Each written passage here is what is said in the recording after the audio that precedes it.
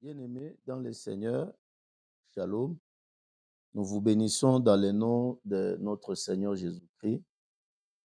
Nous sommes dans la continuité du 6e sacrifice de l'autel.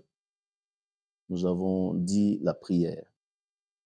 Et je pense que dans la prière, nous étions déjà en train de développer la partie intercession. J'avais dit que l'intercesseur, c'est un sacrificateur. L'intercesseur, c'est un intermédiaire qui a pour rôle de prier, de demander, de supplier Dieu en faveur de quelqu'un d'autre. Dans le cas ici, nous sommes intercesseurs parce que nous sommes en train de demander à Dieu sa faveur sur toute l'humanité, sur toute l'Église. Et voilà pourquoi nous jouons le rôle d'intercesseur. J'avais donné les éléments importants qui constituaient l'intercession, mais aujourd'hui, je devais entrer dans la troisième dimension de l'intercession que j'ai parlé, la fréquence des prières.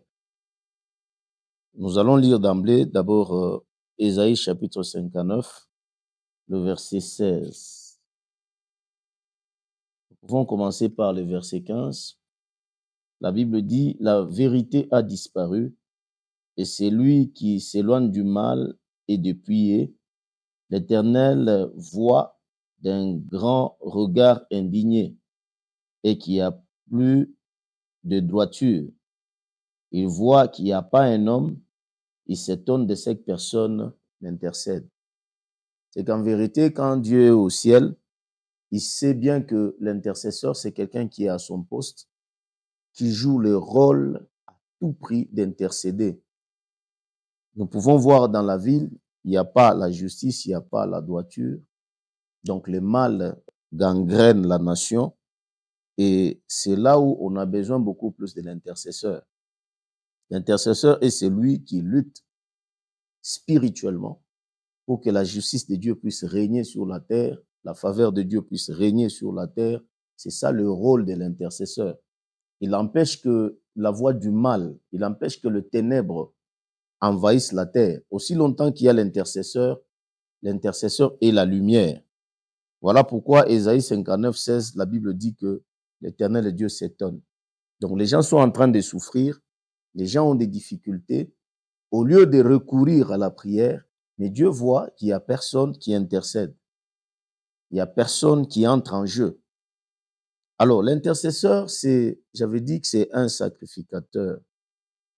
C'est lui qui joue le rôle de prendre les difficultés des hommes et les amener à Dieu.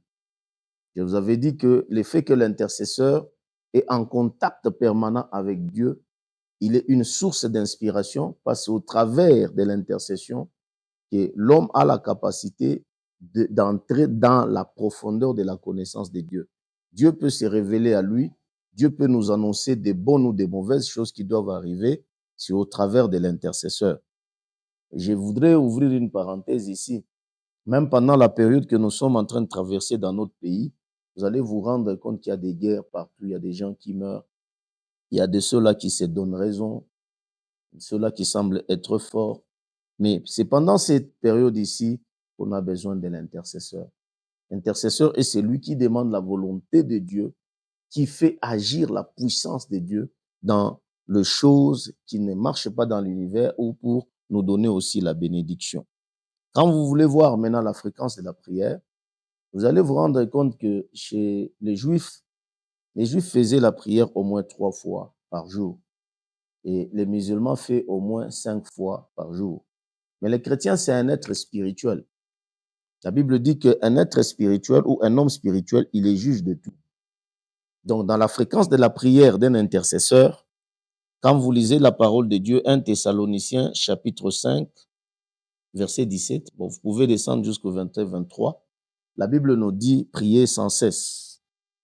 Pourquoi la Bible nous dit prier sans cesse? Parce que la fréquence de l'intercesseur, aujourd'hui, dans les temples de Christ, c'est prier sans arrêter. Parce que c'est un être spirituel qui parle à Dieu.